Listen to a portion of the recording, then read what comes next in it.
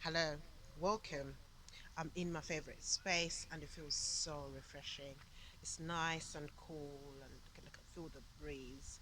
Right, so I want to talk about the idea that we create what it is that we want. The only thing that stops us from being creative and abundance is the negative energy.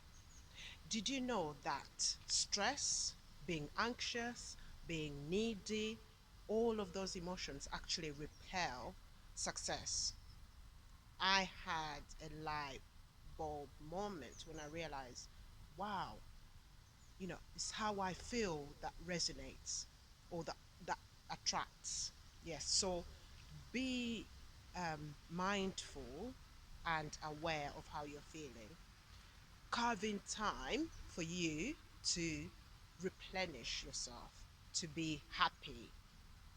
It's in that state of happiness and that state of um, contentment that you're able to flow, that you're able to attract. That really made sense for me.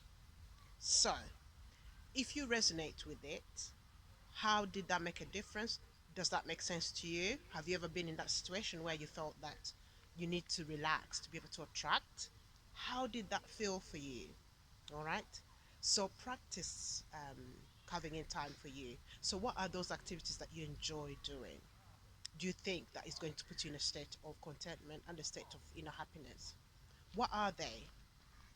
All right. So, carve out that time and let's have this conversation.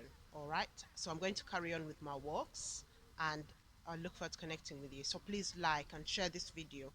When was the time that you changed how you're feeling and did that resonate? Did that make a difference? What what changed? What did you attract? All right. For me, I've actually manifested this new spa and my energy is shifting all from me changing how I'm feeling and actually paying attention to what it is that I want to create and manifest. It really does work. I hope this resonates with you. Please like and share this video. Thank you very much for your time. Bye for now.